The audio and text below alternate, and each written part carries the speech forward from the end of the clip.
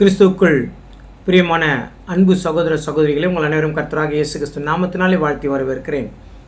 இந்த அருமையான நாளை காணும்படியாய் செய்த பிதாவாகிய தேவனுக்கு இயேசு கிறிஸ்து மூலம் நன்றிகளை ஏறெடுப்போம். இந்த நாளிலும் நாம் ஆசாரிப்பு கூடாரத்தில் ஆசாரியனுடைய ஆடையை அவருடைய போட்டிருக்கிற ட்ரெஸ்ஸு அதை பற்றி கொஞ்சம் நாம் தியானிக்கலாம் என்று இருக்கிறோம். ஏனென்றால் ரோமர் 15ஆம் அதிகாரம் 4வது வசனம், ரோமர் 15:4.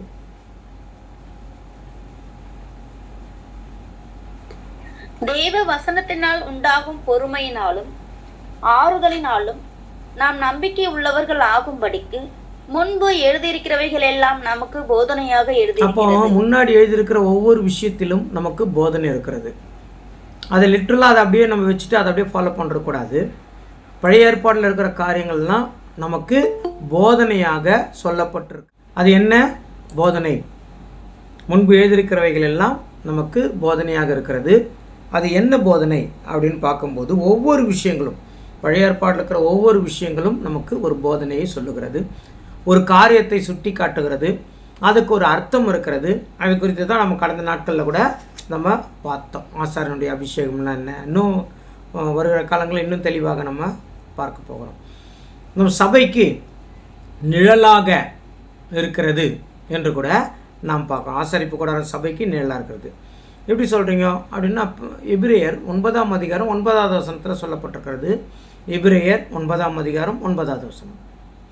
அந்த கூடாரம் இக்காலத்துக்கு உதவுகிற ஒப்பனையாய் இருக்கிறது. போதனை. அந்த கூடாரம் இக்காலத்துக்கு உதவுகிற ஒப்பனை. அதனால் ஆசாரிப்பு கூடாரம் இந்த காலத்துக்கு ரொம்ப இம்பார்ட்டண்ட்டாக இருக்குது.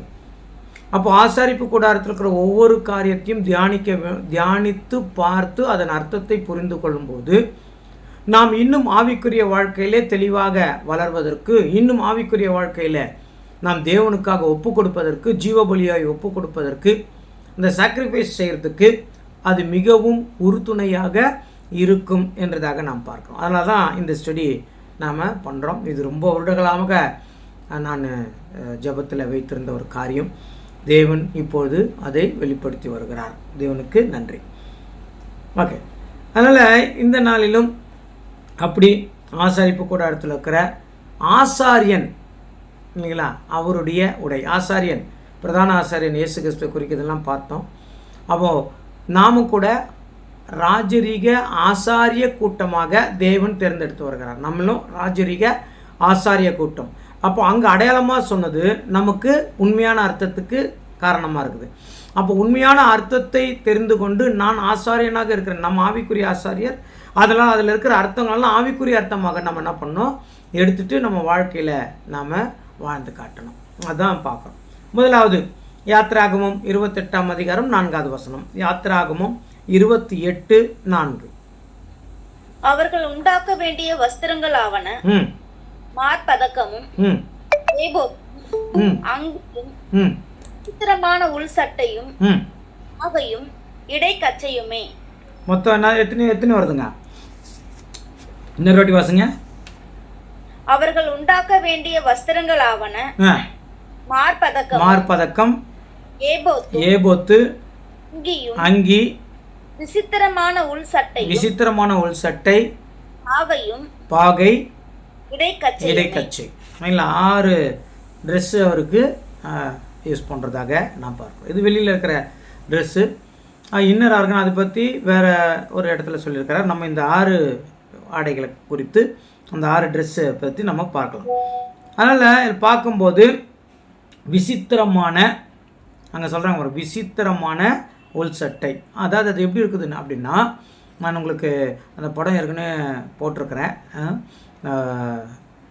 அது அதில் பார்த்தா உங்களுக்கு தெரியும். அது ஒரு ஜிப்பா மாதிரி இருக்கும்.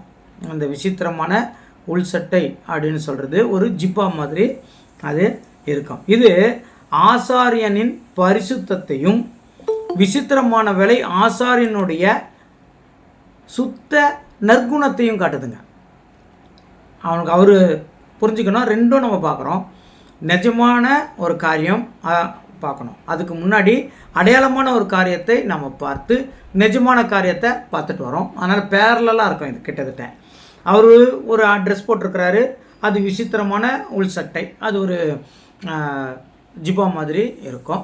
அது பார்த்தீங்கன்னாக்கா எதை குறிக்குதுன்னா ஆசாரியன் பரிசுத்தமாக இருக்கணும். அது விசித்திரமான வேலைப்பாடுகள் அதில் இருக்கும். அது அவனுடைய நற்குணங்களை குறிக்கிறது. அப்போது ஒரு ஆசாரியனாக இருந்தால், இப்போ ஆவிக்குரிய அர்த்தம் பாருங்கள், ஆசாரியராக இருந்தால் அவர் எப்படி இருக்கணும்னா பரிசுத்தமாக இருக்கணும், நற்குணத்தில் இருக்கணும். அவருக்கு பழைய ஏற்பாடு அப்படி இல்லை, அவர் அந்த ட்ரெஸ் போட்டால் போதும். ஆனால் புதிய ஏற்பாடு ஆசாரியர் எப்படி இருக்கணும்ன்றது அங்கே விளக்குது. அடுத்தது சொல்லும்போது பாகை, இல்லைங்களா? பாகைன்னா என்ன அப்படின்னா இந்த நெற்றி சுற்றி ஒரு ரிப்பன் மாதிரி கட்டுவாங்க, அதுதான் பாகை. ரிப்பன் மாதிரி கட்டுவாங்க. இது நிறம் வெள்ளை, இளம், அதாவது பஞ்சு நூலான வெள்ளை நிறம், அதுதான் நெத்தியில் இருக்கும். இது நீதியை குறிக்கிறது. அவர் வெள்ளையாக கட்டிக்கணும். நமக்கு என்ன அர்த்தம்னா நாம் நீதியாய் நடக்க வேண்டும் என்பதை நாம் ஞானத்தில் வச்சுக்கணும். அதுதான் நம்மளுக்கு தலையாக இருக்கணும், தலை சிறந்ததாக இருக்கணும். எல்லா வகையிலும் நாம் நீதியில் இருக்கணும். எல்லா வகையிலும் தேவனுக்கு முன்பதாக நீதியில் நடக்கணும்னா இந்த உலகத்தார்கிட்ட, இந்த உலகத்தின் நடத்தைகளில், இந்த உலகத்தின் காரியங்களில் நாம் நீதியாக நிற்கணும். அப்படி நீதியாக நிற்கணும் என்பதை அடையாளப்படுத்துறதுக்கு தான் அந்த நெத்தியில் அவர் என்ன பண்ணுங்க, அந்த பாகை வச்சுருக்கணும். இந்த பாகை வெள்ளை கலர் ரிப்பன் மாதிரி இருக்குங்களா, இதுக்கு மேலே ஒரு பொன் தகட்டினால் ஒரு விஷயம் செஞ்சு வச்சுருப்பாங்க. அதுக்கு ஒரு கயிறு கூட இருக்கும். அந்த பொன் தகட்டில் என்ன எழுதியிருக்குன்னா கர்த்தர் பரிசுத்தர். நம்ம பைபிளில் அது கர்த்தர் பரிசுத்தர்னு இருக்குது. ஒரிஜினலில் யெகோவான்ற வார்த்தையை போட்டிருக்காங்க. தெலுங்கு பைபிளில் கூட யெகோவான் தான் இருக்குது. யெகோவா பரிசுத்தர் என்று பொன் தகட்டினால் அச்சிடப்பட்டு இந்த பாகைக்கு மேலே நான் ஒன்றா இருக்கணும். ஏற்கனவே சொன்னீங்களா, நாம் நீதியாக நடக்கணும்ன்றது தெரியணும். அதனால் தேவன் நாமம் மகிமைப்படணும். நாம் எல்லாருக்கும் முன்னாடி நீதியாக நடக்கும்போது தேவன் நாமம் மகிமைப்படும். உலகத்தார் நாம் நீதியாக நடக்கிறதுனால அவங்க நம்மளை என்ன வேணாலும் சொல்லலாம், நம்ம கரெக்டாக இருக்கிறோன்னு. ஆனால் தேவன் நாமம் என் பிள்ளை நீதியாக இருக்கிறான். அப்போ தேவன் நாமம் மகிமைப்படும் என்றதை அடையாளப்படுத்துறதுக்காகத்தான் அந்த நெற்றியில் இல்லைங்களா அந்த யெகோவா பரிசுத்தர் என்ற அந்த தகட்டை கட்டிருக்கணும். இது தேவனுடைய நோக்கங்களையும் தேவனுடைய நிறைவேற்ற வேண்டிய நோக்கங்களை ஆசாரியன் புரிந்து கொள்ள வேண்டும். அவர் பரிசுத்தராக இருக்கிறார், நான் செய்கிற ஒவ்வொரு காரியமும் பரிசுத்தராக இருக்கணும், அது ஆசாரியனுக்கு தெரியணும். அதனால் அவன் ஒரு தப்பு இல்லாமல் எல்லாத்தையும் என்ன பண்ணணும், செய்யணும். தேவன் சொல்லி கொடுத்தது போல் மோசே வழிகாட்டுதலின்படி அவன் ஒரு தப்பு இல்லாமல் எல்லாவற்றையும் செய்யணும். அப்படி ஆசாரியார், அதாவது சபையாக இருக்கிற நாம் கூட தேவன் நமக்கு கற்றுக் கொடுத்தவைகளை சரியாக செய்யணும். அதனால தான் அங்கே பார்க்கும்போது பொற்கிரீடம் அப்படின்ற வார்த்தை கூட யூஸ் பண்ணியிருக்கிறாங்க. யாத்ராகமம் 29:30-31. யாத்ராகமம் 39 வருஷங்க. யாத்ராகமம் 39:30-31.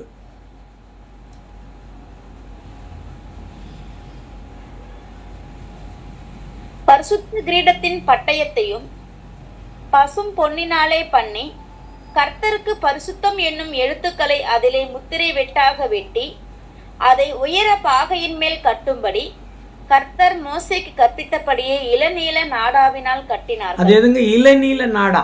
அந்த இளநீல நாடா யாரை குறிக்குதுன்னா கர்த்தராக இயேசு கிறிஸ்துவை குறிக்குது. அப்போ இயேசு கிறிஸ்து தேவனுடைய வார்த்தையின்படி எல்லாவற்றையும் நமக்கு செய்து காட்டியிருக்கிறார் அப்படின்றத அடையாளப்படுத்துறதுக்காக அவங்க இளநீலம் கட்டியிருக்கிறாங்க.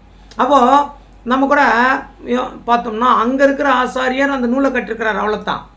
ஆனால் நமக்கு ஆவிக்குரிய அர்த்தம் இயேசு கிறிஸ்துவின் மூலமாய் கர்த்தர் பரிசுத்தராக இருக்கிறது போல அவர் பரிசுத்தர், நீங்களும் பரிசுத்தராக இருங்கள். நம்ம இதெல்லாம் கடந்த வாரங்களில் நம்ம பார்த்தோம். அப்படின்றத அடையாளப்படுத்துறதுக்காக இருக்கிறது. இந்த தலைப்பாகை மேலே பொற்கிரீடம் எதை அடையாளப்படுத்துகிறதுனா, தலைப்பாகை அப்படின்னா தேவனுடைய ஆலயம். யார் தேவனுடைய ஆலயம்? நாம் தான் தேவனுடைய ஆலயம். இது கூட கடந்த நாட்கள் நம்ம பார்த்தோம். நாம் தான் தேவனுடைய ஆலயம். அது அப்படி வச்சுக்கலாம். அந்த தலையில் கட்டியிருக்கிற அந்த தலைப்பாகை. இப்போ பொற்கிரீடம் எதை குறிக்கிறது அப்படின்னா தேவனுடைய மகிமை இல்லை, அல்லது தேவனுடைய ராஜ்யம், அப்படி வச்சுக்கலாம். தேவனுடைய ராஜ்யம். அப்போது தலைப்பாகை அப்படின்றது தேவனுடைய ஆலயமாக இருக்கிற நம்மளை குறிக்குது. இதுக்கு மேலே இருக்க வேண்டியது தேவனுடைய ராஜ்யத்தை குறித்த காரியங்கள். இது ரெண்டுத்துக்கும் நடுவிலையும் கர்த்தராக இயேசு கிறிஸ்து இருந்து நமக்கு எல்லாவற்றையும் பார்க்க, நம்மளை தேவனுடைய ஆலயமாகவும் நம்மளை பண்ணிட்டு இருக்கிறார். இன்னொன்று, தேவனுடைய ராஜ்யத்திற்கு நம்ம என்ன பண்ணுறாருங்க, உட்படுத்துகிறவராகவும் இருக்கிறார். அப்போ ஆலயமும் இருக்குது, ராஜ்யமும் இருக்குது, ராஜாவும் இருக்குது. இதை குறித்து நீங்கள் சகரியா 9ஆம் அதிகாரம் 13வது வசனத்தில் போட்டிருக்கிறாங்க. சகரியா 9ஆம் அதிகாரம் 13வது வசனம்.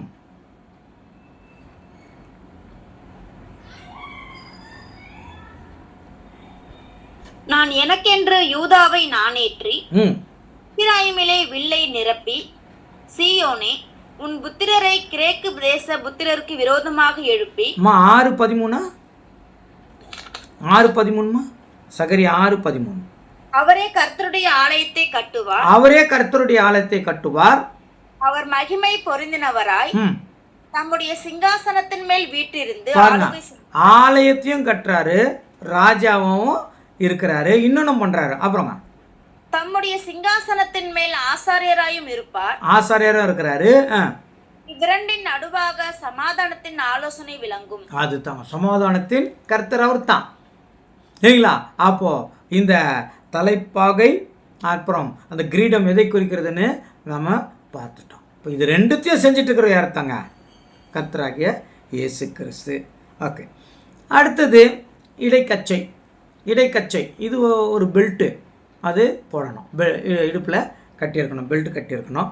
இது வெள்ளை நிறம் பஞ்சு நூல் இதனால் செய்யப்பட்ட இடைக்கச்சை. இது எதை குறிக்கத்தான்? நீதிமானாக்கப்பட்ட ஊழியர் அப்படின்னு குறிக்கிறது. ஏன்னா அவர் கட்டும்போது அவர் நல்லா பரிசுத்தப்படுத்தினாங்க, அது தேவனுக்காக ஊழியம் செய்கிறதுக்காக அந்த ஆசாரியன் செலக்ட் ஆகிறார். அவருக்கு இதை முக்கியமாக என்ன பண்ணணும்?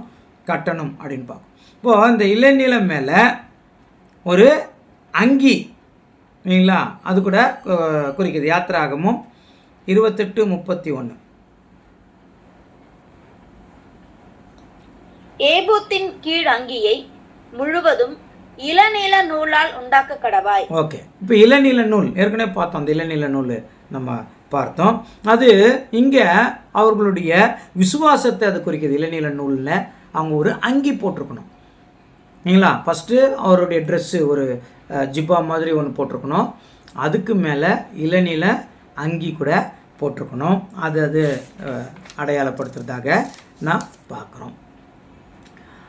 ஓகே, இந்த அங்கியினுடைய ஓரத்தில் தான் அந்த அங்கி வந்து கிட்டத்தட்ட, அதாவது முதல்ல பார்த்தோங்களா அந்த ஜிப்பா மாதிரி ஒன்று பார்த்தோமே, இல்லைங்களா? அது பேர் வந்து விசித்திர சட்டைன்னு போட்டிருக்கிறாங்க, அதாவது உள் சட்டை அப்படின்னு போட்டிருக்கிறாங்க.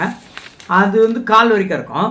இந்த இளநீல அங்கி வந்து முக்கால் வரைக்கும் இருக்கும், முட்டிக்கு கீழே வரைக்கும் அது இருக்கும். அதில் பார்த்தீங்கன்னாக்கா மணி இருக்கும், தங்கத்தினால் செய்த மணி இருக்கும், மாதுளம் இருக்கும். ஒரு மணி ஒரு மாதுளம் சுற்றி இருக்கும். ஏன் முட்டி கீழே இருக்கும்னா, அவர் நடக்கும்போது அந்த மணியினுடைய சத்தம் வெளியில் வரணும், அதனால தான் முட்டிக்கு கீழே அதை வைத்திருக்கிறாங்க. அதை வந்து யாத்திராகமம் 29ஆம் அதிகாரம் 24-25 வாசிக்கலாமா? அவைகள் எல்லாவற்றையும் ஆரோனின் உள்ளங்கையிலும் அவன் குமாரரின் உள்ளங்கையிலும் வைத்து 39-24 யாத்திராகமும் 39-24-25 அங்கியின் கீழ் ஓரங்களில் தொங்கத்தக்கதாக திரித்த இளநீல நூலும் இரத்தாம்பர நூலும் சிவப்பு நூலுமான வேலையாக மாதுளம் பழங்களை பண்ணி. ஓகே, இப்போ 3 நூல் சொல்கிறாங்க, சரிங்களா?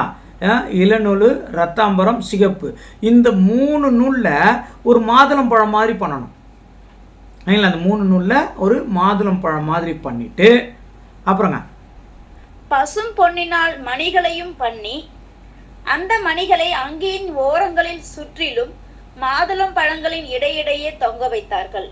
மாதுளம் பழம் இடையிடையே என்ன பண்ணோம்? அப்போ ஒரு மாதுளம் ஒரு மணி, ஒரு மாதுளம் ஒரு மணி, ஒரு மாதுளம் ஒரு மணி, இப்படி அங்கே தொங்க விடுவார். இப்போ இந்த மாதுளம் எதை குறிக்குது அப்படின்னு பார்த்தா, இந்த ஆசாரிப்பு கூடாரம் ரொம்ப முக்கியம்னு சொன்னேன் இல்லைங்களா? ரொம்ப முக்கியமானது இந்த ஆசாரிப்பு கூடாரம். இந்த ஆசாரிப்பு கூடாரத்தில் இல்லைங்களா, முக்கியமாக ஆசாரியனிடத்தில் இருக்கிற ஒரு பழம் பார்த்திங்கன்னா இந்த மாதுளம் பழம் தான். ஏன் இந்த மாதுளம் பழத்தை தேவன் அங்கே வைத்தார், அதுதான் நம்ம பார்க்கணும். இந்த மாதுளம் பழம் அங்கே போனதுனால ரொம்ப சிறப்பாயிடுச்சு. ரெண்டாவது, இது யார்கிட்ட போயிருக்குதுன்னா செலக்டட் பர்சன், அதாவது தெரிந்து கொள்ளப்பட்டவர்கள்ட்ட இந்த மாதுளம் போயிருக்கு. தெரிந்து கொள்ளப்பட்டவங்க ஆசாரியனை தெரிந்து கொண்டாங்க இல்லைங்களா, அவங்கக்கிட்ட தான் இது போகுது. இது நம்மளுக்கு ஆசாரியராக முதல்ல யாரை தெரிந்து கொண்டான்னு தெரியும். தேவன் ஆரோனை செலக்ட் பண்ணும்போது அது ஒரு பெரிய பிரச்சனைலாம் ஆச்சு. அதெல்லாம் வருகிற காலங்களில் நம்ம பார்க்கலாம். அப்போது இந்த மாதுளம் எப்படி இருக்குதுன்னா இளநீலம், ரத்தாம்பர நூல், சிகப்பு நூலில் இருக்குதுங்களா. இது ஆசாரியனுடைய ட்ரெஸ்ஸு, முக்கியமான ட்ரெஸ்ஸில் எதுனா இருக்குதுங்க, பொறிக்கப்பட்டு இருக்கிற ஆசாரியனுடைய அங்கியில். அந்த அங்கி இளநீளமாக இருக்கணும், லைட் ப்ளூன்னு வச்சுக்கோங்களேன், இளநீளமாக அங்கே இருக்கணும் என்றதாக நாம் பார்க்கணும். அது பக்கத்தில் அதாவது கோல்டில் செய்யப்பட்ட மணி, இவைகளுக்கு ரெண்டுத்துக்கும் அந்த இளநீளம் அங்கியில் தான் என்ன பண்ணுறோங்க தொங்கிட்டு இருக்குது. இந்த அங்கியில் தேர்ந்தெடுக்கப்பட்ட பழம் மாதுளம். ரொம்ப அதான் முதல்ல நான் சொன்னேன், இந்த அங்கியில் ரொம்ப முக்கியமாக செலக்ட் ஆகிருக்கிறது எதுன்னு பார்த்தீங்கன்னா இந்த மாதுளம். இது மகா பரிசுத்த ஸ்தலத்தில் பணிபுரியும் ஊழியருடைய ஆடையில் அது செலக்ட் ஆகிருக்குது. அதனால் அதுதான் ரொம்ப முக்கியம். அப்போ மகா பரிசுத்த ஸ்தலத்துக்குள்ளே போகிறவர்கள் ஆசாரியர்கள் இந்த மணியும் இந்த மாதுளமும் இருக்கணும்.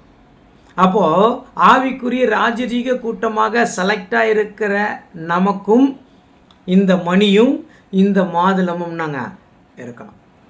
ஒரு விஷயம் பார்த்திங்கன்னா, கானான் தேசத்துக்கு வேவு பார்க்குறதுக்கு அனுப்புவோம் இல்லைங்களா. அதாவது நாம் இந்த தேசத்தில் போகிறோம், அங்கே இருக்கிற நிலைமைகள்லாம் வேவு பார்க்கணும். அது மாத்திரம் இல்லை, வேவு பார்க்குறவர்கள் சில விஷயங்களை அங்கேருந்து கொண்டு வந்தாங்க. அதில் 3 பழம் வருதுங்க. ஒன்று மாதுளம், இன்னொன்று அத்தி, மூன்றாவது திராட்சை. இப்படி 3 பழம் அங்கேருந்து என்ன பண்ணுறாங்க கொண்டுட்டு வராங்க. அந்த பழம் சிறப்பு தெரியல, ஒரு கொலையை 2 பேர் சோல்டரில் தூக்கிட்டு வந்தாங்க. அவ்வளோ பெரிய பெரிய பழம் அந்த திராட்சையில். அப்போது இது எதை குறிக்கிறதுனா, அந்த கானான் தேசத்தில் மண் வளம் அதிகமாக இருக்கிறது, நல்ல மண் வளம். அதனால் நல்ல கனி கொடுக்க முடிகிறது அப்படின்னு போகிறோம். அப்போ நாம் கூட கானான் தேசத்துக்கு போகிறவர்களாக இருக்கிறதுனால நாம் கூட நாங்கள் நல்ல கனியாக இருக்கணும். ஆசாரியர் அந்த மாதுளத்தை ஏன் செலக்ட் பண்ணியிருக்கிறாங்கன்னு பார்க்கலாங்க. முதலாவது நல்ல கனி கொடுக்கணும். அப்போ தேவன் எதிர்பார்க்குறாங்க நல்ல கனி கொடுக்கிறவர்களாக இருக்கணும் என்று அங்கே தேவன் எதிர்பார்க்கிறார். அதனால் இந்த நல்ல கனி எப்படி வரும் அப்படின்னு, நல்ல மரமாக இருந்தால் நல்ல கனி வரும், கெட்ட மரமாக இருந்தால் நல்ல கனின்னா ஆகாதுங்க, வராது. நல்ல மரமெல்லாம் நல்ல கனியை கொடுக்கும் என்று தேவன் சொல்லியிருக்கார். கர்த்தராகிய இயேசு கிறிஸ்து சொல்லியிருக்கிறார். கெட்ட மரத்தில் கெட்ட கனி தான் வரும். அதனால் நல்ல மரம் கெட்ட மரம் இதை வச்சு நீங்கள் அடையாளம் கண்டுபிடிங்கன்னு மத்தேயு புஸ்தகத்தில் கர்த்தராகிய இயேசு கிறிஸ்து நமக்கு சொல்லியிருக்கிறதாக நாம் பார்க்குறோம். அதனால் கனிகள் அது எதை குறிக்குது அப்படின்னா, ஒரு நல்ல குணத்தை குறிக்கிறதாக பார்க்கும். கனின்னா குணம், கேரக்டர் இல்லைங்களா. அப்போது அங்கே ஆசாரியன் அவனுடைய ட்ரெஸ்ஸில் அந்த மாதுளம் இருக்குதுன்னா அவனுடைய குணங்கள் அதை அடையாளப்படுத்துது. இப்போ ஆசாரியன் யார் தான்? ராஜரீக ஆசாரிய கூட்டம் நாம் இருக்கிறோம். அப்போ இந்த ராஜரீக ஆசாரியராக செலக்ட் ஆகிருக்கிற நமக்குள்ள குணங்கள் அதிகமாக எதிர்பார்க்கப்படுகிறது.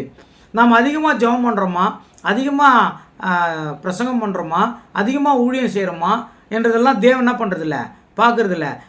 இதெல்லாம் வைத்து குணங்கள் மாறி இருக்கிறதா, அதுதான் தேவன் பார்க்குறார். நாம் செய்கிற ஜெபத்தினால நம் கேரக்டர் மாறி இருக்கணும், நாம் செய்கிற ஊழியங்கள்னால நம் கேரக்டர் மாறி இருக்கணும், நாம் செய்கிற பிரசங்கங்கள்னால நம் கேரக்டர் மாறி இருக்கணும். ஏன்னா பிரசங்கம் ரொம்ப இம்பார்ட்டண்ட். ஒருத்தருக்கு நம்ம பிரசங்கம் பண்ணுறோம்னா, ஃபார் எக்ஸாம்பிள் பொய் சொல்லக்கூடாது அப்படின்றத பிரசங்கம் பண்ணோம்னா அந்த பிரசங்கம் நம்மளுக்கே உரைக்கும் இல்லைங்களா. அப்போ நான் என்ன பண்ணக்கூடாது, அப்படி நடக்கக்கூடாதுன்னு நம்மளுக்கே தெரியும். 4 வாட்டி அந்த சப்ஜெக்டை 4 இடத்துல சொல்ல ஆரம்பித்தோம்னா ஆட்டோமேட்டிக்காக நாம் பொய் சொல்லக்கூடாதுங்கிற எண்ணம் ஆகிடும், வந்துடும். அதனால தான் கேரக்டரை இம்ப்ரூவ்மெண்ட் பற்றி தேவன் பேச சொல்லி நிறைய இடத்துல அதை பற்றி தான் போயிட்டே இருக்கும். புதிய ஏற்பாடு சபைக்கு சொல்லுகிற காரியங்கள் எல்லாம் சத்தியத்தை தெரிஞ்சுக்கிட்டா நாம் என்ன பண்ணோம், கேரக்டரை இம்ப்ரூவ் பண்ணிக்கணும். அந்த கேரக்டருக்கு தான் இன்னொரு பேர் கூட பைபிளில் சொல்லியிருக்கிறாங்க, கிரியை அப்படின்னு சொல்கிறாங்க. கிரியை, நம்மளுடைய கிரியைகள் தேவனுக்கு எப்படி இருக்கணுங்க, பிரியமாக இருக்கணும். நாம் உண்மையாக நடக்க முடியுமா, நாம் உத்தமமான வழியில் நடக்க முடியுமா, நாம் உத்தமர்களாய் இருக்க முடியுமா அப்படின்னு பார்த்தா முடியாது. யார்தான் முடிவு வைக்கணுங்க, கர்த்தராகிய இயேசு கிறிஸ்துவினால தான் நம்மளால் அதெல்லாம் செய்ய முடியும். அதுதான் கிருபை. அப்போது கிருபையை பற்றி கொண்டு கிரியை மூலமாக தேவன்கிட்ட போய் சேரணும். கிரியை இல்லாத விசுவாசம் செத்ததாக இருக்கிறது. இப்போ நான் நல்லா பைபிளை பற்றி எங்கே கூட நான் சமீப காலத்தில் ஏதோ ஒரு இதில் நான் படித்தேன் இல்லைங்களா. அப்போ படிக்கும்போது பைபிள் சொல்லுகிற காரியம் என்ன தெரியுங்களா? குணங்கள். அந்த குணங்களுக்கு இன்னொரு பேர் தான் கனிகள். ஆவியின் கனியோ படிக்கிறோம் பாருங்களா, ஆவியின் கனியோ. அந்த கேரக்டருக்குள்ள நீங்கள் நல்ல கனி கொடுக்கிறவர்களாக, நல்ல மரமெல்லாம் நல்ல கனி கொடுக்கும். கனியை பற்றி ஒரு சப்ஜெக்ட் நம்மளோட யூடியூப்பில் இருக்குது, நீங்கள் அதை போய் பார்த்தீங்கன்னா கூட உங்களுக்கு தெரியும். அந்த அளவுக்கு கனிக்கு முக்கியம். அது அடையாளப்படுத்துவதற்காக நம்முடைய, அதாவது ஆசாரியனா செலக்டாக இருக்கிற நான் நல்ல கனி கொடுக்கணும் என்றதை அடையாளப்படுத்துறதுக்காக தான் அந்த ஆசாரியனுக்கு என்ன ஆச்சுங்க, மாதுளம் தொங்க விடப்பட்டிருக்கிறது என்றதாக பார்க்கணும். மாதுளத்தினுடைய சில சிறப்புகள் நான் இங்கே வேகமாக சொல்லிடுற, நேரம் குறைவாக இருக்கிறதுனால. மாதுளத்தினுடைய சில சிறப்புகள் கூட இருக்கு. அது என்னவென்றால், இரத்தத்தை அதிகரிக்கும். ஹீமோகுளோபின் கம்மி சொல்கிறாங்க இல்லையா, அதாவது நாங்கள் ரத்த சோகைன்னு சொல்லுவாங்க, ஹீமோகுளோபின் கம்மின்னு சொல்லுவாங்க. அப்போ மாதுளம் ரத்தத்தை என்ன பண்ணணும்னா ரொம்ப வேகமாக சுத்திகரிக்கும், அதாவது அதிகரிக்கக்கூடிய ஒரு தன்மை மாதுளம் கிட்ட இருக்குது. அதிக மருத்துவ குணம் நிறைந்தது மாதுளம்பழம். மாதுளம்பழத்தில் ரொம்ப அது தோலெல்லாம் கூட ஒரு குணங்கள் இருக்குதாம்மா. அதனுடைய சுவை பார்த்தோம்னா 6 சுவையில் முக்கியமான சுவையாக இருக்கிற இனிப்பு, அதுக்கு அடுத்தது புளிப்பு, அதுக்கு அடுத்தது துவர்ப்பு, இது அடங்கின சுவை இது மாதுளத்துக்கிட்ட இருக்குது. இது இருதயம் சம்பந்தமான நோய்களை சரி செய்யக்கூடிய ஆற்றல் உள்ளது. புற்றுநோய் வராமல் தடுக்கக்கூடிய மருத்துவ குணம் இதுக்கு இருக்கிறது. அப்பப்போ மாதுளை சாப்பிடணும். மூளைக்கு தேவையான சத்துக்களையும் நரம்பு மண்டலங்களையும் ஆக்டிவிட்டாக வைக்கிற தன்மை இந்த மாதுளத்திற்கு இருக்கிறது. நுரையீரல் சம்பந்தமான பிரச்சனைகளை சரி செய்யக்கூடியதாகவும் இந்த மாதுளம் இருக்கிறது. செரிமான கோளாறு இல்லை ஜீரணாகலன்னு சொல்கிறோமே, அந்த செரிமான கோளாறை சரி பண்ணக்கூடியதும் இந்த மாதுளத்தில் இருக்குது.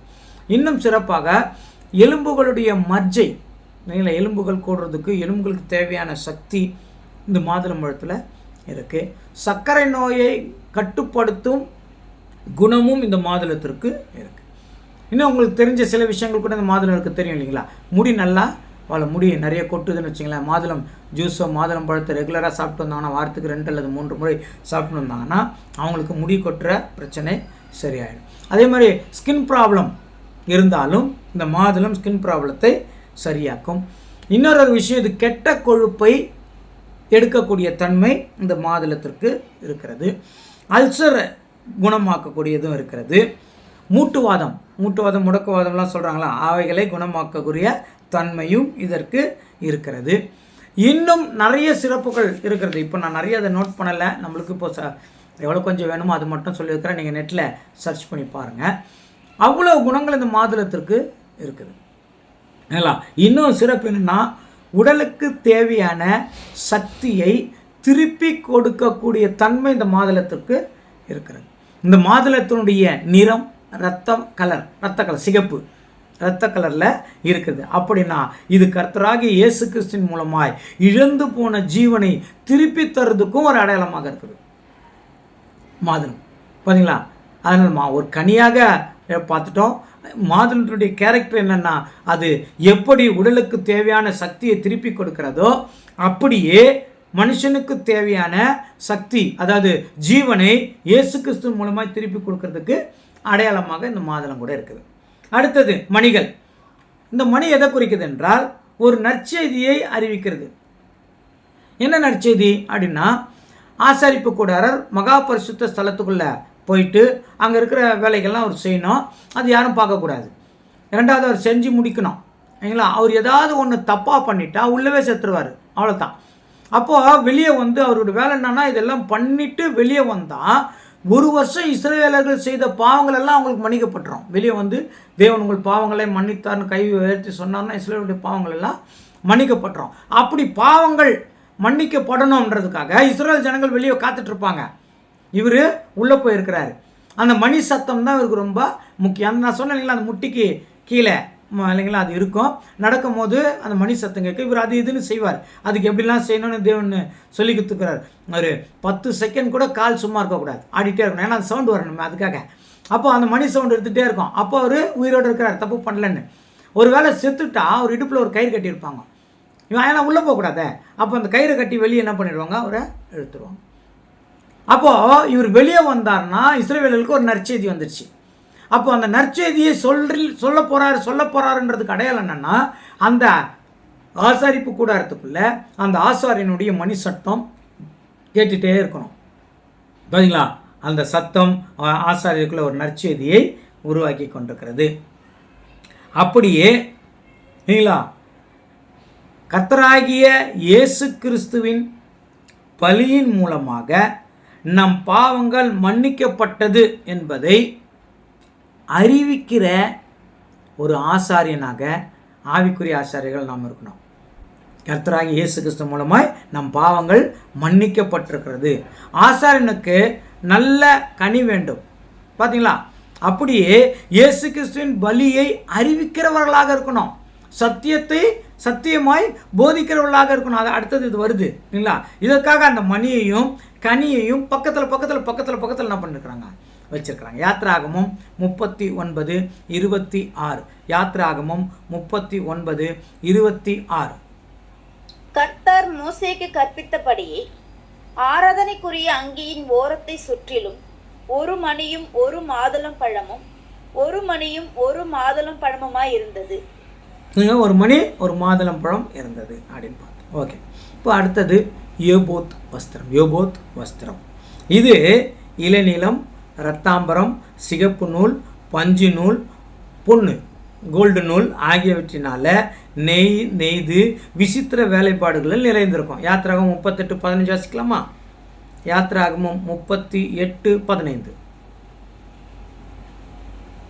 பிரகார வாசலின் ஒரு புறத்துக்கு சரியாக மறுபுறத்திலும் தொங்கு திரைகள் 15 முழம். 28:15 யாத்ராகமம் 28:15. நியாய விதி மார்பதகத்தையும் விசித்திர வேலையாய் செய்வாயாக. அதை ஏபோத்து வேலைக்கு ஒப்பாக பொன்னினாலும் இளநீல நூலாலும் இரத்தாம்பர நூலாலும் சிவப்பு நூலாலும் திரித்த மெல்லிய பஞ்சு நூலாலும் செய்வாயாக. ஓகே, இப்போ இந்த ஏபோத்து வஸ்திரம் நான் சொன்னது, இந்த மாதிரி ஒரு ட்ரெஸ் போட்டிருப்பாங்க, அப்புறம் ஒரு அங்கி போட்டிருப்பாங்க, அதுக்கு மேலே இந்த ஏபோத்து வஸ்திரம் போடுவாங்க. இந்த ஏபோத்து வஸ்திரம் எப்படி இருக்குன்னா, முன்னாடி ஒரு பகுதி இருக்கும், அதே மாதிரி பின்னாடி ஒரு பகுதி கூட இருக்கும். இது நீங்கள் பார்த்துருக்கீங்களா என்னன்னு தெரியல. சில டைம் இந்த போலீஸ் இந்த என்னங்க சண்டை அந்த மாதிரி இடத்துங்கள்லாம் போனால் அது நடுவில் ஒரு வாட்டர் இருக்கும், அப்படி தலையில் இப்படி மாற்றிக்குவாங்க, ஃப்ரண்ட்டும் பேக்கும். அது பாதுகாப்பு கவசமாக அந்த கன்லாம் வச்சுட்டு பண்ணும்போது, ஏன்னா புல்லட் ப்ரூஃப் அப்படி தான் இருக்கும், ஃப்ரண்ட்டு பேக். அப்படி இப்படி ஏபோத்து வஸ்திரம் அது இருக்கும். இந்த ஏபோத்து வஸ்திரம் முன்னாடி ஒரு பகுதி பின்னாடி ஒரு பகுதி இருக்கும், 2 பகுதி அது. ஆனால் இந்த முன்னாடி போடும்போது பின்னாடியும் அது விழுந்துடாமல் இருக்கிறதுக்கு இந்த ஏபோத்து வஸ்திரத்து மேலே ரிங் இருக்கும். அது தங்கத்தினாலான ஒரு வளையம், தங்கத்தினால 2த்துலேயும் இருக்கும். அதை கயிறு போட்டு என்ன பண்ணிடுறோம், கட்டி அதில் அந்த ஏபோத்து வஸ்திரத்தில் வச்சுருப்போம். அப்போது முன்பக்கம் ஒரு பகுதியும் பின்பக்கம் இன்னொரு பகுதியும் தொங்கப்பட்டு இருக்கும். இது எதை குறிக்கிறது அப்படின்னா 2 உடன்படிக்கைகளை குறிக்கிறது. ஆபிரகாமுக்கு சொன்னார் இல்லையா, உன் சந்ததியை வானத்து நட்சத்திரங்களைப் போலவும் கடற்கரை மணலைப் போலவும் பெருகவே பெருக பண்ணுவேன்னு சொன்னாங்களே, இந்த 2 உடன்படிக்கை அது குறிக்கிறதாக இருக்குது. அதனால் பாருங்க, அதாவது இன்னொரு ஆங்கிளில் பார்த்தீங்கன்னா ஆபிரகாமிடம் தேவன் சொன்ன உடன்படிக்கை அது ஒன்று. 2வது புது உடன்படிக்கைக்கு அடையாளமாக இது இருக்குது, முன்னாடி பின்னாடி. இதில் ஒரு இது என்னென்னா, பின்னாடி இருக்கிறது இன்கம்ப்ளீட்டடாக இருக்கும், முன்னாடி ரொம்ப இதாக இருக்கும், பின்னாடி இன்கம்ப்ளீட்டடாக இருக்கும். அதே மாதிரி அந்த ஆசாரியனை பார்க்கும்போது முன்னாடி இருக்கிறது தான் தெரியும், பின்னாடி இருக்கிறதுன்னா அது தெரியாது. அது கூட காரணம் இருக்குது. இந்த 2 உடன்படிக்கையும் நம்முடைய பிரதான ஆசாரியர் மேல் சுமத்தப்பட்டிருக்குது இல்லைங்களா, 2 உடன்படிக்கை. அப்போது தோல் மேலே இருந்து 2 பகுதியும் விழாமல் இருக்கிறதுக்காக நம்ம முதல்ல சொன்ன பொன் வளையங்கள் செய்யப்பட்டு இருக்கிறதுண்டா. இந்த வளையங்கள் தேவனுடைய வல்லமையையும் தேவனுடைய தெய்வீக தன்மையையும் குறிக்குதுங்க. 2 ஏற்பாடு, அதை பற்றி அங்கே பார்ப்போம். இது போதாது என்று இந்த பக்கம் ஒரு வஸ்திரம் பின்னாடி ஒன்று இருக்குது, அது ஜாயின் பண்ணுறதுக்கு அங்கே என்ன இருக்குங்க, ஊக்கு, அதாவது ரிங் இருக்குதுன்னு பார்த்தோமா. இப்போ இடுப்பில் ஒரு கச்சையை வேற கட்டி டைட் பண்ணணும். அப்போ சுத்தமாக அது இன்னும் கீழே விழாது. அந்த ஊக்கு கயண்டா கூட என்ன ஆகுதுங்க, அது சுத்தமாக, ஏன்னா விழக்கூடாது. அது அடையாளமாக இருக்கிறதுனால அது என்ன ஆகக்கூடாதுங்க, விழக்கூடாது. அதனால் இடைக்கச்சை, அதாவது பெல்ட்டு போட்டு அதை என்ன பண்ணிக்கணும், இணைத்திருக்கணும். அப்போ அந்த பெல்ட்டு எதை குறிக்கிறது? எபேசியர் 6ஆம் அதிகாரம் 14வது வசனம். எபேசியர் 6:14.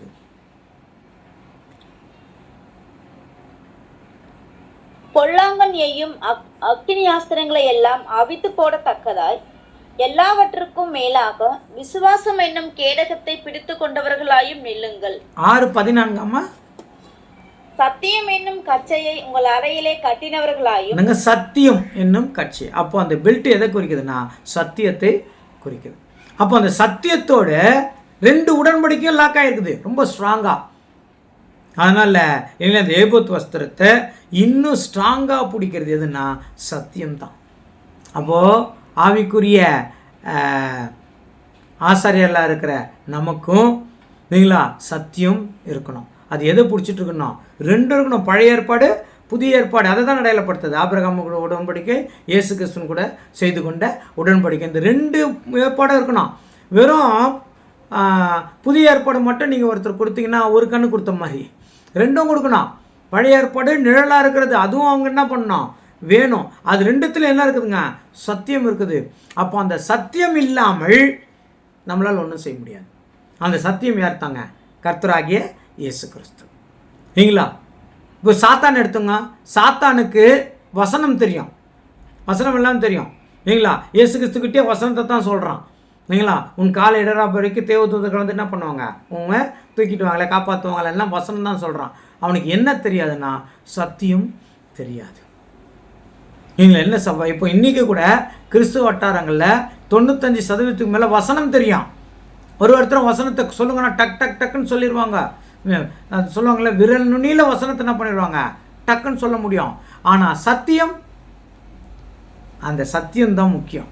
வசனத்தோடு இருக்குதே, நானே வழியும் சத்தியமும் ஜீவனுமாக இருக்கிறேன், அந்த வசனம் தான் முக்கியம், அது சத்தியம்தான் முக்கியம். அதனால் ஏபோத்தின் முன்பக்கம் ஆபிரகாமுக்கு சொல்லப்பட்ட உடன்படிக்கை இருக்குது.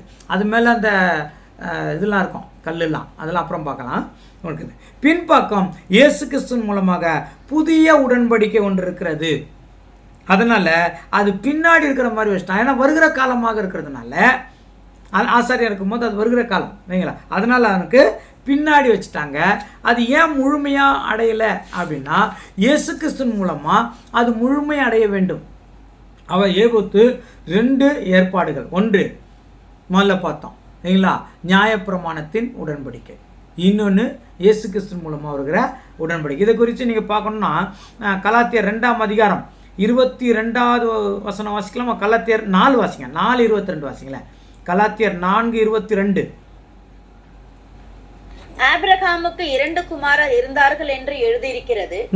ஒருவன் அடிமையானவளிடத்தில் பிறந்தவன், ஒருவன் சுயாதீனம் உள்ளவளிடத்தில் பிறந்தவன். வாசிங்க, கண்டினியூ பண்ணுங்க. அடிமையானவளிடத்தில் பிறந்தவன் மாம்சத்தின்படி பிறந்தான், சுயாதீனம் உள்ளவளிடத்தில் பிறந்தவன் வாக்கு தத்தத்தின்படி பிறந்தான்.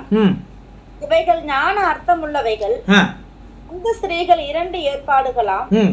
ஒன்று சீனாய் மலையில் உண்டான ஏற்பாடு, அது அடிமைத்தனத்திற்கு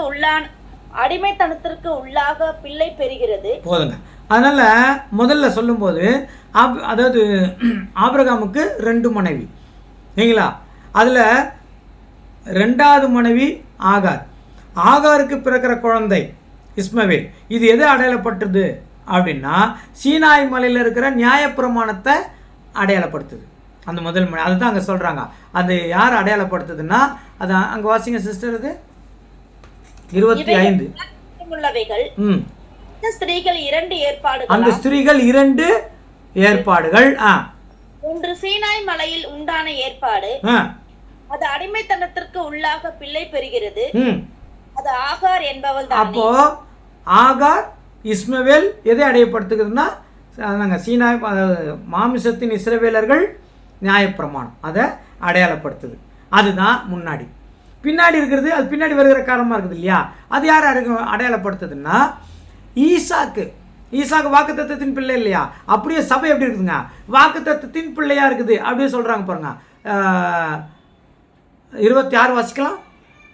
மேலான எருசலேமோ உள்ளவள், நம் எல்லாருக்கும் தாயானவள். அப்படியே 27. அந்தபடி பிள்ளை பெறாத மலடியே மகிழ்ந்திரு, கர்ப்பவேதனை படாதவளே களிப்பாய் எழும்பி ஆர்ப்பரி, புருஷன் உள்ளவளை பார்க்கிலும் அநாத ஸ்திரீக்கு அதிக பிள்ளைகள் ஒன்று என்று எழுதியிருக்கிறது. சகோதரரே, நாம் ஈசாக்கை போல வாக்குத்தத்தத்து பிள்ளைகளாய் இருக்கிறோம். இப்போ எக்ஸ்பிளைன் பண்றாரு. நாம் ஈசாக்கை போல வாக்குத்தத்தத்தின் பிள்ளைகள். சரிங்களா? இப்போ கிறிஸ்துக்குள்ளே வந்துட்டாக்கா அவங்க யாரை அடையாளப்படுத்துறதுன்னா இயேசு கிறிஸ்துவின் மூலமாக வாக்குத்தத்தத்தின் பிள்ளைகளாக நாம் இருக்கிறோம் என்று அங்கே அடையாளப்படுத்துறதாக பார்க்குறோம். அதுதான் ஏபோத்தில் இருக்கிற 2 part, front part, back part. அப்போ இயேசு கிறிஸ்து சத்தியம் மூலமாக இடைக்கச்சை 2ஐயும் என்ன பண்ணுங்க, இறுக்கமாக கட்டியிருக்கணும். சரிங்களா? நியாயப்பிரமாணம் அதுவும் தெரியணும், கிறிஸ்துவின் பிரமாணமும் தெரியணும். 2 இடைக்கட்சியாக நாங்கள் கட்டியிருக்கணும் அப்படின்றது அங்கே எக்ஸ்பிளைன் பண்ணுறாங்க. அப்போ ஒரு ஆசாரியனாக இருந்தால் 2 விஷயமும் அவருக்கு என்ன இருக்கணுங்க, இருக்கணும். அவர் மனசில் இருக்கணும். சரிங்களா? ஆபிரகாம் பற்றியும் அவருக்கு இருக்கணும், ஈசாக்கு யாக்கோபை பற்றியும் இருக்கணும், இயேசு கிறிஸ்து அவரை பற்றியும் அவருக்கு நாங்கள் இருக்கணும். அதன் மூலமாக இருக்கிற ரட்சிப்பு, உலகத்தின் ரட்சிப்பு எல்லாம் ஆவிக்குரிய காரியங்கள் எல்லாம் நான் அவருக்கு தெரிஞ்சிருக்கணும். அந்த சத்தியம் தெரிந்திருக்க வேண்டும் அப்படின்னு பார்க்கணும். அப்போது ரோமர் 12ஆம் அதிகாரம் 26வது வசனம் வாசிக்கலாம். 11:26 வாசிங்களேன். 11:26. இந்த பிரகாரம் இஸ்ரவேலர் எல்லாரும் ரட்சிக்கப்படுவார்கள். மீட்கிறவர் சீயோனிலிருந்து வந்து அவபக்தியை யாக்கோபை விட்டு விலக்குவார் என்றும், நான் அவர்களுடைய பாவங்களை நீக்கும் போது இதுவே நான் அவர்களுடனே செய்யும் உடன்படிக்கை என்றும் எழுதியிருக்கிறது. அதனால அவபக்தியை யாக்கோபிலிருந்து என்ன பண்ணுவாரு, நீக்குவார். யார் மூலமா? கர்த்தராகி இயேசு கிறிஸ்து மூலமா. அப்போ இயேசு கிறிஸ்து மூலமா நீக்கிறதுக்கு அவருக்கு ஒரு கூட்டம் வேணும். அந்த ஆசாரிய கூட்டமாக தான் நம்ம என்ன பண்ணிக்கிறாங்க, செலக்ட் பண்ணிக்கிறாங்க. இதில் ஒரு டவுட்டு, பிரதான ஆசிரியர் கர்த்தராகி இயேசு கிறிஸ்து, நாம் எப்படி இதில் வரோம் அது கூட நம்ம பார்க்க போகிறோம். ரொம்ப ஈஸி தான், அது ஒன்றும் கஷ்டம் ஒன்றும் இல்லை. அவர் தலை, நாம் சரீரம். அப்போ பிரதான ஆசிரியர் கூட நம்ம கூட என்ன ஆயிடுறோங்க, சேர்ந்துடும். ஓகே, கிறிஸ்துவின் சரீரமாகிய ஆவிக்குரியவர்கள் பூரணம் அடைந்து வானத்து நட்சத்திரங்களைப் போலவும் மாமிசத்தின் இஸ்ரவேலர்கள் கடற்கரை மலையைப் போலவும் பெருகி பூமிக்குரிய ஆசீர்வாதத்தை அடைவார்கள். அந்த சத்தியம் தான் பின்னாடி இருக்கிற காரியம். முன்னாடியும் பின்னாடி ஒரே மாதிரி, ஆனால் 2 இதில் தான் இணைஞ்சிருக்குது, சத்தியத்தில் தான் டைட் பண்ணிக்கிறாங்க. அங்கே தேவனுடைய கிருபையினாலும் தேவனுடைய தெய்வீக தன்மையினாலும் இவைகள் இணைக்கப்பட்டிருக்கிறது, மேலே தெரியுது. ஆனால் முக்கியமாக ரொம்ப ஸ்ட்ராங்காக கட்டியிருக்குது. நாங்கள் இடைக்கச்சப்போ 2மே என்ன பண்ணிருக்கிறாங்க, வைத்து அதை ஸ்ட்ராங் பண்ணி இருக்கிறார்கள். அப்போ எதுக்கு இது இருக்குது அப்படின்னா, கிறிஸ்துவர்கள் அதாவது தேவனுடைய பிள்ளைகள் மூலமாக இந்த பூமியில் ஒரு பெரிய ஆசீர்வாதத்தை தேவன் என்ன பண்ணிக்கிறாரு, வச்சிருக்கிறார். அந்த பெரிய ஆசீர்வாதம் கர்த்தராகிய இயேசு கிறிஸ்துவின் மூலமாக நம்மையும் ஆசாரியர்களாக என்ன பண்ணிக்கிறாங்க, ஆக்கியிருக்கிறாங்க. அந்த பெரிய ஆசீர்வாதம் உலகத்தாரையும் ரட்சிப்புக்குள்ளே கொண்டு வர போகிறது. இன்றைக்கு பூச்சக்கரத்தின் குடிகள் எல்லாம் நீதியை கற்றுக்கொள்ளக்கூடிய காலம் இருக்கிறது. அதான் தேவனுடைய அன்பு. அவர்களை மொத்தமாக அழிக்கலை. இன்றைக்கு தேவன் யார் என்று அறியாமல் தேவனை கேலி கிண்டல் பண்ணிக்கிட்டு, இல்லைங்களா, தேவனை அவமானப்படுத்திக்கிட்டு கிறிஸ்துவுக்கு விரோதமாக எழுந்திருக்கிறவர்களுக்கு கூட அவருடைய அன்பை அவர் விளங்க பண்ணுவதற்காகத்தான் கர்த்தராக இயேசு கிறிஸ்துவின் வருகை இருக்கிறது. இன்றைக்கு அவர்கள் இயேசு கிறிஸ்துவை ஏற்றுக்கொள்ளாமல் இருக்கலாம், அல்லது கிறிஸ்துவர்களை துன்பப்படுத்துறவர்களாக இருக்கலாம். எப்படி இருந்தாலும் ஒரு பிரச்சனையும் இல்லை. அதனால தான் நம்மளுக்கு தேவன் சொன்னார், அவங்க அடிக்கும்போது அடி என்ன பண்ணு, வாங்கிக்க. அவங்களுக்கு ஒரு காலம் வரும், அப்போ அவங்க கண்கள் திறக்கப்படும் போது அடித்தது தப்புன்னு அவங்க என்ன பண்ணிடுவாங்க, உணர்ந்துருவாங்க. நீ வஞ்சி கட்டிட்டு போய் சண்டைக்கு போயிடாத, உன் அன்பை மட்டும் காட்டு. நான் அன்பை காட்டினேனே, அயோக்கியமானவர்கள் கெட்டவர்கள் எல்லாருக்கும் நான் என்னுடைய அன்பை காட்டியிருக்கிறார, தேவனுடைய அன்பை நான் காட்டியிருக்கிறார. எல்லாருக்காகவும் மழை பெய்த, எல்லாருக்கும் தானியம் உணவு எல்லாம் கிடைக்கிற மாதிரி செஞ்சுருக்கிறார. அவர் கிருபை இருக்குதே. அவர் கெட்டவர்களுக்கு அதாவது நல்லவர்களுக்கு மட்டுமா அவர் வந்தார் இல்லையே. அதை உணர்த்துவதற்காக தான் ஆசாரியனுடைய ஆடை பின்பக்கம் கொஞ்சம் என்ன இல்லைங்க ரெடி ஆகலை. ஏன்னா அந்த காலத்தில் அது ரெடி ஆகாமல் இருந்தது. இப்போ அது ரெடி ஆகிடும், வந்துட்டு இருக்குது. இன்னும் ரெடி ஆகலை. இயேசு கிறிஸ்து 2வது வருகையில் தான் அது கம்ப்ளீட் ஆக போகுது. வானத்து நட்சத்திரங்களைப் போலவும் கடற்கரை மணலைப் போலவும் பெருக பண்ணுவேன் என்ற வார்த்தையின்படி இங்கே நடக்க போகுது. இது ஆசாரியர் இருக்கிற அந்த ஆடையை இருக்கிற விஷயம். ஓகே, அடுத்தது அங்கே பயன்படுத்துகிற நூல். அது என்ன கலர்னா சிகப்பு கலரு, வெள்ளை கலரு, நீல கலரு, ரத்தாம்பரம், பொண்ணு, இதை அடிப்படையாக கொண்டு நிறைய விஷயங்கள் அங்கே செய்கிறாங்க. அது எதெல்லாம் செஞ்சுருக்கிறாங்கன்னு நம்ம பார்க்கலாம். எங்களை எதெல்லாம் இதில் செஞ்சுருக்கிறாங்கன்னு. ஆனால் இதுக்கு இந்த கலருக்கு என்ன அர்த்தம், அதுக்கு தேவனுக்கு சித்தமானால் நாம் அடுத்த வாரம் பார்க்கலாம். இந்த நல்ல நேரத்தை கொடுத்த பிதாவாகிய தேவனுக்கு இயேசு கிறிஸ்துவின் மூலம் நன்றி செலுத்துவோம். ஆமென்.